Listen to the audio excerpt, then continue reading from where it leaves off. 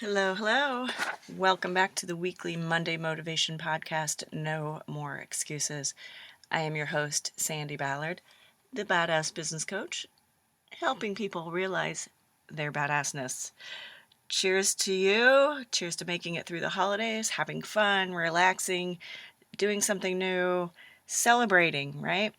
And as my friend and fellow badass Chantel said, she was able to take a shower without interruption from her little kiddos, and she was enjoying having some Kahlua in her coffee. So, what about you? What did you do to have fun, celebrate, to relax, to enjoy the holidays? Because last week's podcast was about taking time to celebrate, really celebrating your success, that one thing you kicked ass on in 2019. And remember, a whole, I think November, maybe December, was out about that shifting your mindset on that one thing, which really helped me look at the positive in one event that I had here. But thinking about that one mind shift that helped you go, okay, I did kick ass. Some good things did come from this. And I did see, unfortunately, a handful of people, quite a few people actually, on Facebook posting about how they were glad that 2019 was over. I even was emailing with somebody and she was saying, if 2020 is as bad as 2019, I give up. And it's like, wow, what could be so bad? How can you only focus on that? Grant you, I mean, there's days where it's like, whew, it's hard to get out of that shitstorm mindset. And it's hard to think through what is going to be good about whatever is going on, right? But you've got to find the one thing. We all have at least one thing to celebrate. And I'm confident all of you listening found at least one thing, didn't you? And now, new year, you have new goals. Maybe some of you are carrying over some goals, and some of you are building upon what really you kicked ass on last year, right? So, just because you achieved a sales goal doesn't mean you say, okay, nothing new. What is it? Do you want to build upon that? Does it need to stay the same? Do you need to shift anything? There's new opportunities, new ideas, new ways to achieve more this year. And many of you create New Year's resolutions, and that's fine. And I just pulled out my podcast from last year because I know there's a huge difference in resolutions and goals. And here they are. Resolutions, a decision you intend to keep. Intend being the key word there. And goal. A goal is an aim, desire, result. It involves planning and action. And the way most people fall short on both of those, well, they don't keep their resolution. They let something get in the way and they're like, screw it. And sort of the same with a goal, but there's no accountability, or they don't create the action steps. Because remember, a goal without a plan is just a wish, right? So you have to create the plan and take the action and have someone hold you accountable. Find ways to be accountable.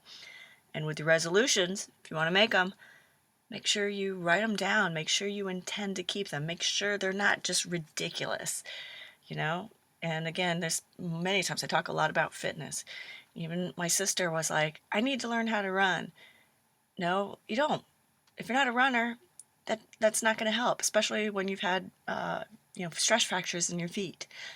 If you're inclined to get those, you're not supposed to run. Don't run. There's plenty of things to do. People just jump out and go and do something, and then it really, you pull back because of something. So make sure you're being realistic. And yes, stretch yourself, but don't go run if you're prone to stress fractures, sister. All right. And many of you, I hope all of you, but as many of you know, I create a word of the year. I do this with all of my clients, and I hope you will as well.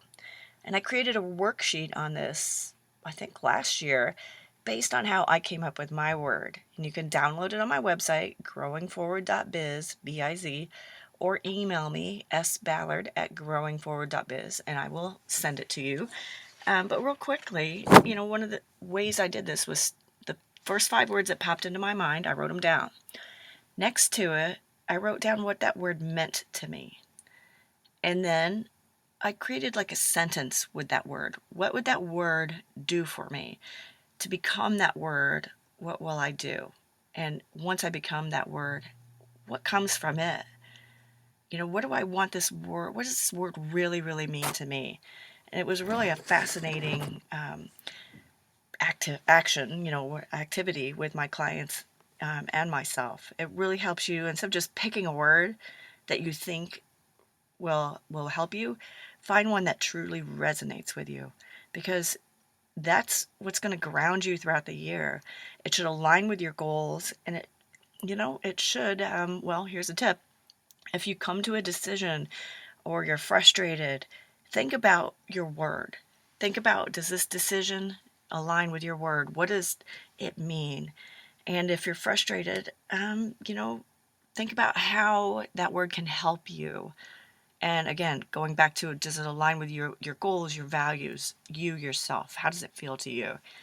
And my awesome mentee, Sherice, we were talking last Monday, and she actually takes it to the next level, which I love. She creates a motto with her word. So take your word, create a motto that you can really live by.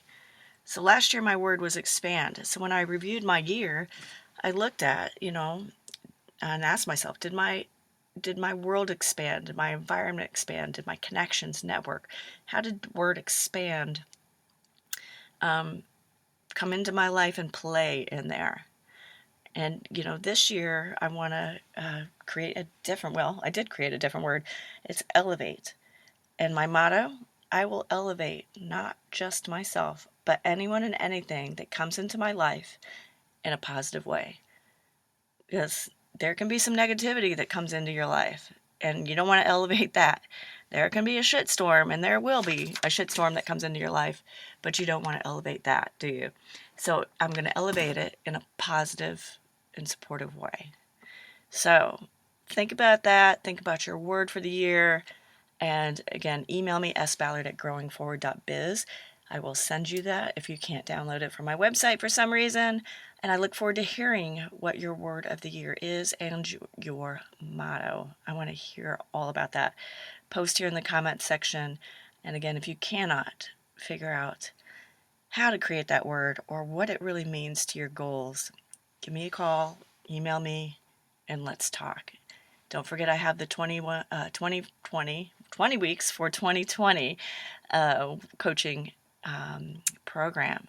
You can kick it off anytime, but the sooner the better, so we can kick 2020 in the ass and show it who's boss, right?